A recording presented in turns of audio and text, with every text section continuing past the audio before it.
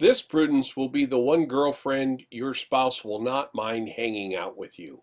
Let's get into it. Welcome to the Armed Citizen channel, where you and I will discuss the finer and mostly undiscussed points of being an armed citizen. If you find my content valuable to you, please like, share, and subscribe, and maybe even drop a few coins in my tip jar to feed my ammo habit. Let's get on with it.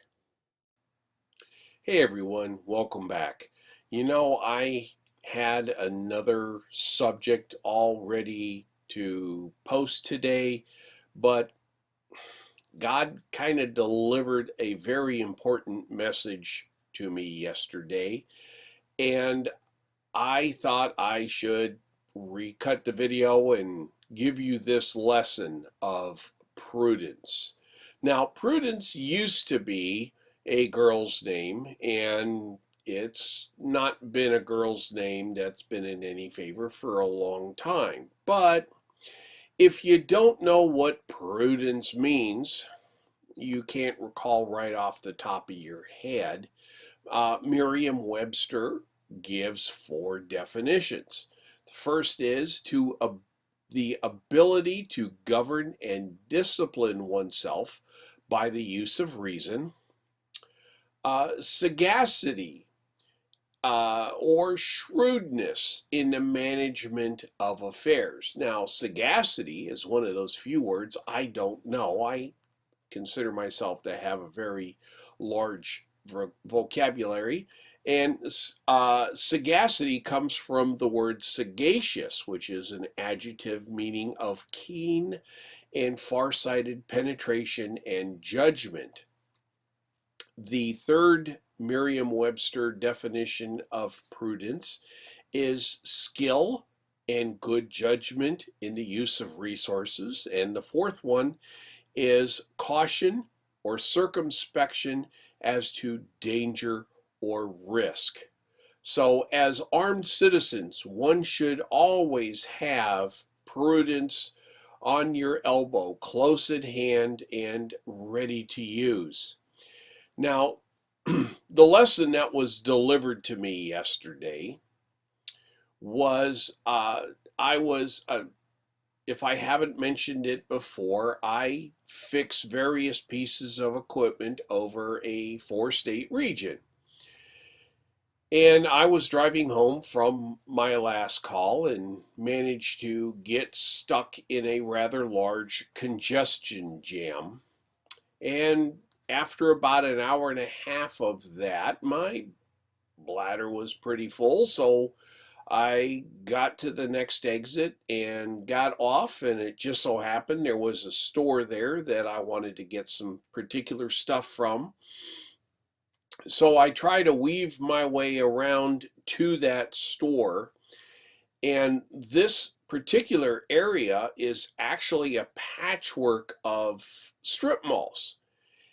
The problem is all these strip malls are their parking lots are kind of barricaded from each other, and it's very hard to determine where they are connected so you can maneuver through them. And of course, in this part of town, they had no overhead lighting, as nice parking lots tend to do.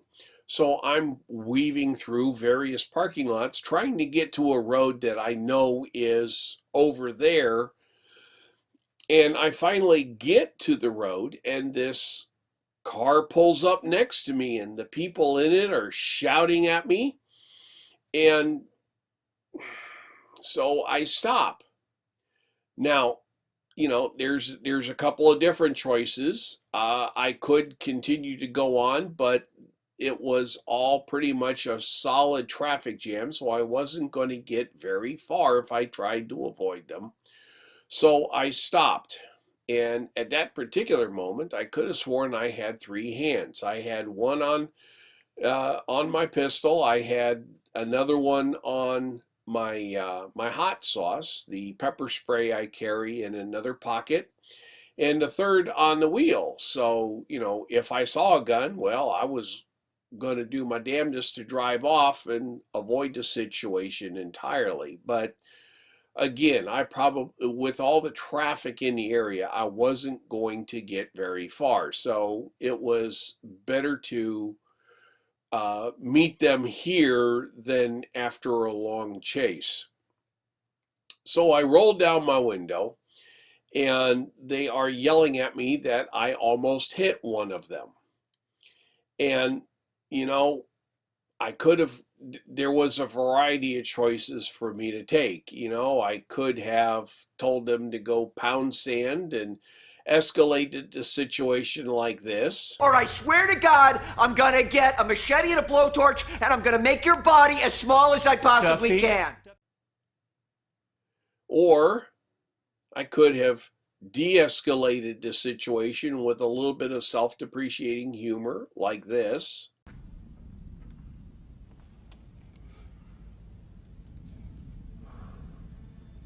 You got some kind of problem there, boy. Yeah, I got a problem. Just give me a minute to find a ladder and we'll hash it out face to face. And in the end, I decided to just de-escalate the situation by saying, I'm sorry. And that's what I said. I'm sorry. I did not see you. It's dark out here. If I would have seen you, I would have driven differently. I apologize very deeply that I scared you. And that calmed them down. They understood that I did not try to run them down or, you know, I had any ill intentions. So at that point, they got in their car and drove off, and I quickly found a place to relieve my bladder. And the rest of the story is germane after that point. But the thing of it is as an armed citizen, we do have that lethal force close at hand. And you and I and every other armed citizen should do their absolute best to avoid using that force. It is literally the last resort. If that steel clears Kydex, then all other options have been exhausted.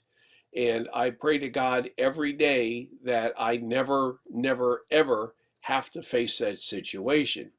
And the best way is through a large dose of prudence, always keeping prudence close at hand and doing things like, you know, some people would, when they strap up, they would consider going into places that they shouldn't be or wouldn't normally go to. And frankly, you know, it's my opinion that I would never go to a place armed that I wouldn't go unarmed. In other words, I'm not going to go out looking for trouble, because every time you go out looking for trouble, guess what? You're going to find it, and it's going to be 2 sizes larger than you thought it would.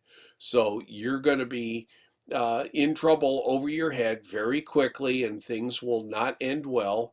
And if you do survive, there's going to be a lot of awkward questions and extra paperwork to deal with. And I, for one, hate paperwork. So please, please, please be prudent in your words and your actions. In fact, Frank Boardman, who was the commander of Apollo 8, he came up with this quote: "A superior pilot uses his superior judgment to avoid situations which require the use of his superior skill." So let's turn it into an armed citizen. A superior armed citizen uses his superior judgment to avoid situations which require the use of his superior firepower. Please Keep your words light and sweet. You never know when you might have to eat them. And don't be afraid. In fact, practice self-depreciating humor. Always try to defuse a situation. In fact, that's one of the things that one of the trainings that you should pick up is de-escalation skills. That's the best way to stay out of a gunfight that you shouldn't have been in the first place. So please take this going forward. Keep Prudence close at hand, and I promise your girlfriend or your boyfriend or your wife or your husband will never get jealous about Prudence when you go armed. Y'all have yourself a wonderful day. Thank you for watching the entire video. If what I discussed here was valuable to you, I ask that you like, share, and subscribe, and maybe drop a few coins in my tip jar to keep me in ammo. Thank you.